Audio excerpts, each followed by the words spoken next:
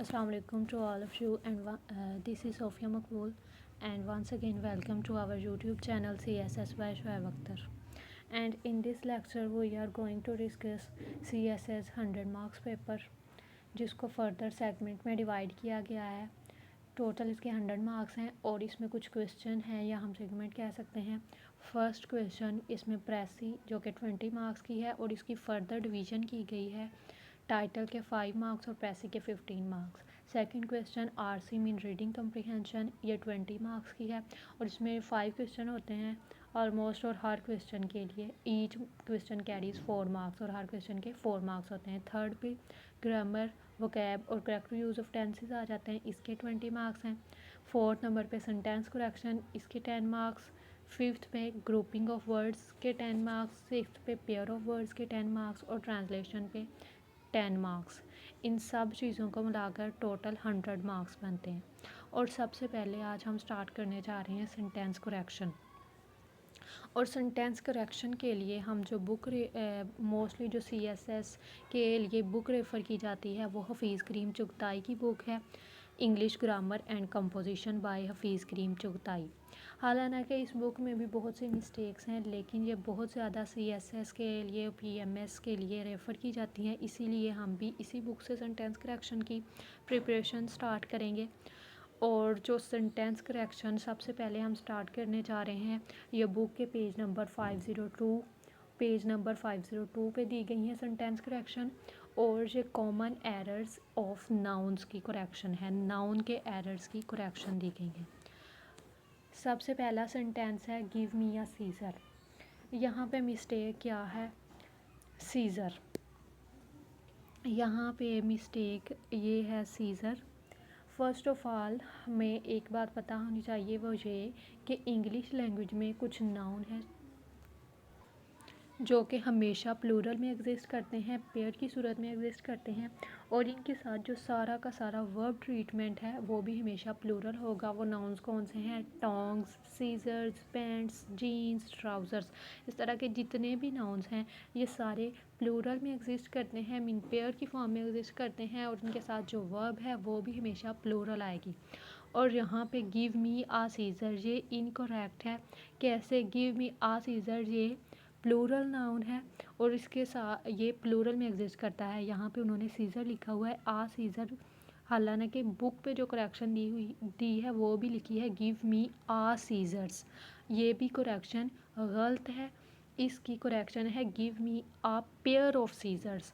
या तो हम ये कह सकते हैं give me a pair of scissors, या फिर गिव मी द सीज़र्स भी हम कह सकते हैं, लेकिन आ सीज़र्स इनकरेक्ट है। सेकंड क्वेश्चन है the sceneries of Kashmir are very beautiful. ठीक है, जो सीनरी है फर्स्ट ऑफ ऑल ये एक कलेक्टिव नाउन है। सीन की जमा हो सकती है लेकिन सीनरी की जमा नहीं। जो कलेक्टिव नाउन है, कलेक्टिव नाउन एक ग्रुप को शो करते हैं, होते तो एज अ सिंगुलर हैं लेकिन ये एक ग्रुप को शो करते हैं। जैसा कि ये सीनरी है, सीनरी को हम यूज़ करते हैं, ये यूज़ करते हैं रिफ़र करने के लिए मल्टीपल ब्यूटीफुल व्यूज़ या लैंडस्केप को रिफ़र करने के लिए। ठीक है, उसके बाद कलेक्टिव नाउन के साथ वर्ब सिंगुलर भी आ सकती है और प्लूरल भी आ सकती है, और वो एक केस है जिसमें आ सकती है मीन अगर कलेक्टिव नाउन यूनिटी को शो करें तो वर्ब जो है वो सिंगुलर आएगी, लेकिन अगर कलेक्टिव नाउन डिसएग्रीमेंट को शो करें, मीन यूनिटी ना हो उनमें, तो वर्ब वहाँ पे प्लूरल आएगी। For example committee are divided आएगा, कमेटी इज़ डिवाइडेड नहीं आएगा क्योंकि यहाँ पे डिसएग्रीमेंट को शो कर रहा है।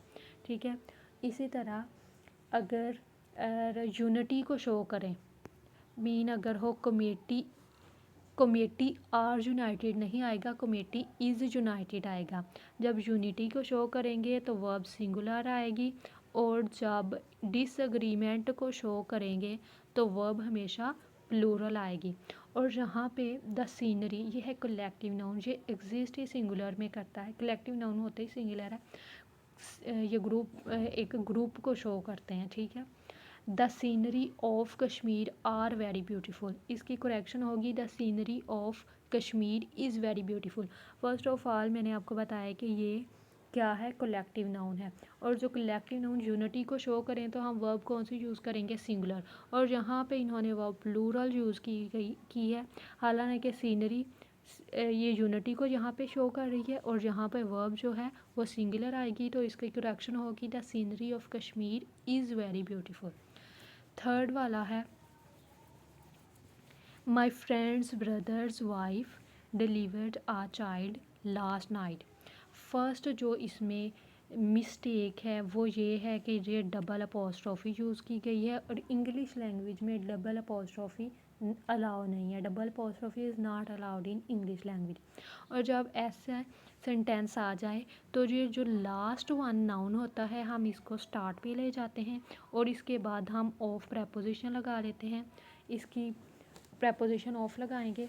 इसकी करेक्शन होगी the wife of my friend's brother delivered a child last night. Double apostrophe allow नहीं है। और जब ऐसे तीन नाउन्स एक साथ आ जाएं जिनमें डबल अपोस्ट्रॉफी हो तो लास्ट वन नाउन का हम स्टार्ट पे ले आते हैं, उसके बाद ऑफ लगाते हैं और ऑफ लगाने के बाद हम ऐसे टीजी लिखें the wife of my friend's brother delivered a child last night. Next one जो सेंटेंस है वो है I have lost my furniture. अब फर्नीचर, ज्वेलरी, मशीनरी, पोइट्री ये सारे अनकाउंटेबल नाउन हैं। और जो अनकाउंटेबल नाउन की जब भी आ जाए तो आपने हमेशा तीन बातों को याद रखना है। पहली बात, take singular verb uncountable noun के साथ सिंगुलर वर्ब।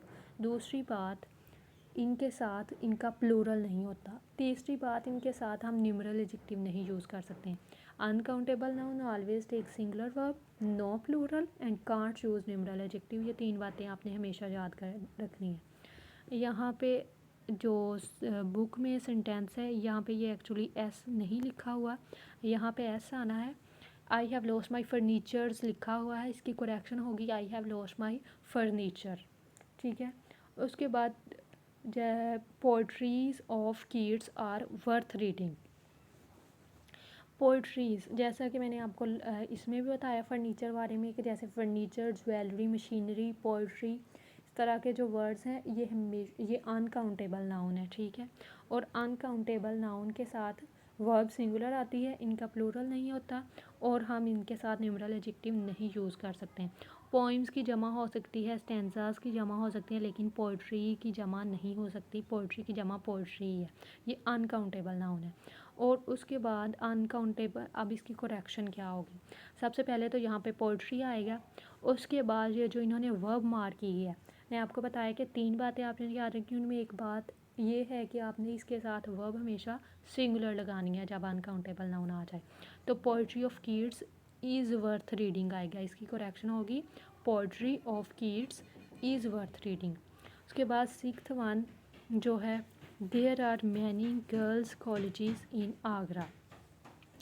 जो अपोस्ट्रोफी एस के साथ हम पोजेशन को शो करते हैं। ठीक है। ये पोजेशन को शो करता है, मीन नाउन के जेनेटिव केस को शो करता है। और there are many girls colleges in Agra, it means girls की पोजेशन है इन कॉलेजेस पे, गर्ल्स के कॉलेजेस हैं। ठीक है। हालांकि हम बात किस चीज़ की कर रहे हैं, गर्ल्स के लिए कॉलेजेस हैं, तो इस सेंटेंस की करेक्शन होगी there are many colleges for girls in Agra.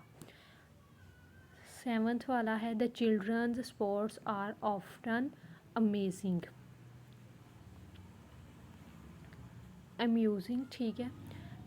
सबसे पहले इसमें दो बातें। पहली बात ये, कुछ इंग्लिश लैंग्वेज में इरेगुलर प्लूरल हैं, मीन कुछ वर्ड्स हैं जो कि रेगुलर प्लूरल मीन एस और ई एस के पैटर्न को फॉलो करते हैं। एस और ई एस को लगाकर उनके सिंगुलर और प्लूरल बनाते हैं। लेकिन कुछ इरेगुलर प्लूरल हैं जो कि एस और ई एस के पैटर्न को फॉलो नहीं करते। फॉर एग्जांपल मैन से मैन, वीमेन से वीमेन, चाइल्ड से चिल्ड्रन। ठीक है। ये एस और ई एस के पैटर्न को फॉलो नहीं करते। और दूसरी बात ये कि जब लास्ट पे वर्ड्स के लास्ट पे हिजिंग साउंड आ जाए, तो जब वर्ड के लास्ट पे हिजिंग साउंड आ जाए तो हम सिर्फ कॉमा यूज़ करते हैं, या मीन ये जो अपोस्ट्रोफी साइन है इसको यूज़ कर अपोस्ट्रोफी साइन को यूज़ करते हैं। लेकिन अगर लास्ट के वर्ड पे विदाउट हिसिंग साउंड हो, वर्ड विदाउट हिसिंग साउंड के बगैर एंड हो रहा हो, तो हम वहाँ पे अपोस्ट्रोफी एस भी और कॉमा दोनों चीज़ें यूज़ करते हैं।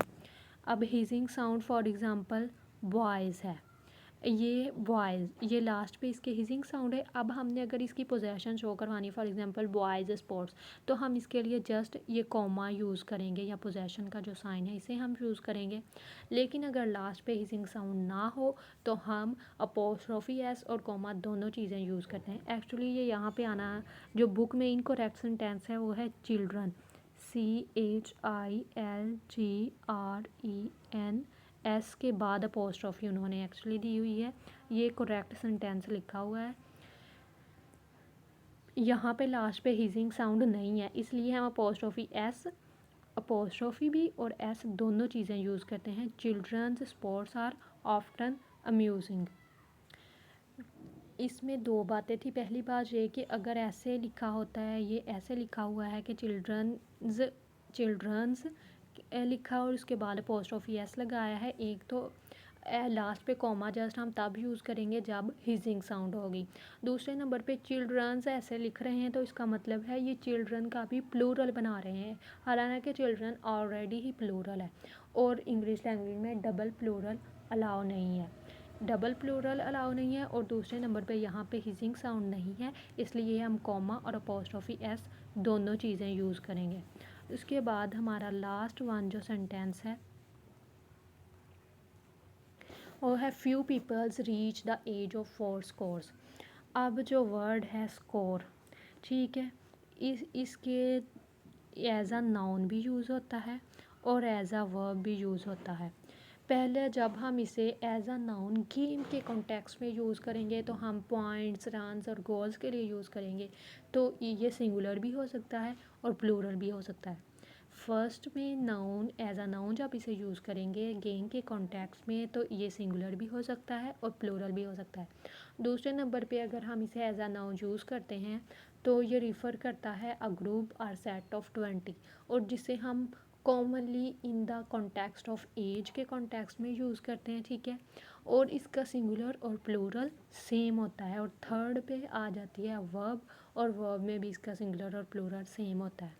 अब हम few people reach the age of 4 scores, अब हम इसे एज अ नाउन एक तो यूज़ कर रहे हैं क्योंकि ये सेंटेंस का ऑब्जेक्ट है, ऑब्जेक्ट हमेशा नाउन या प्रोनाउन हो सकते हैं। उसके बाद हम इसे एज के कॉन्टेक्स्ट में यूज़ कर रहे हैं, और एज के कॉन्टेक्स्ट में ये ग्रुप और सेट ऑफ 20 को रिफ़र करता है, और इसका सिंगुलर और प्लूरल सेम होता है। इस सेंटेंस की करेक्शन क्या होगी? Few people reach the age of 4 score, scores नहीं होगी, स्कोर होगा। एज के कॉन्टेक्स्ट में इसका सिंगुलर और प्लूरल दोनों सेम होते हैं। आज के लेक्चर में हमने स्टार्ट किया है CSS का 100 मार्क्स का पेपर, जिसे फर्दर सेगमेंट में डिवाइड किया गया है। उसका एक जो सेगमेंट है वो है सेंटेंस करेक्शन, और सेंटेंस करेक्शन के लिए हमने जो बुक रेफ़र की है, जिस बुक से हम प्रैक्टिस करेंगे सेंटेंस करेक्शन की, वो है हफीज़ करीम चुगताई की, क्योंकि इनकी बुक को बहुत ज़्यादा CSS और PMS की प्रिपरेशन के लिए रेफ़र किया जाता है, इसीलिए हम भी इसी बुक से सेंटेंस करेक्शन कर रहे हैं। और जो सेंटेंस आज हमने डिस्कस किए हैं, यह हफीज़ करीम चुगताई की book English grammar and composition के पेज नंबर 502 पे दी गई सेंटेंस करेक्शन थी। और ये बेसिकली करेक्शन थी किस चीज़ की करेक्शन थी? कॉमन एरर्स ऑफ नाउन के एरर्स थे जिसकी हमने करेक्शन की।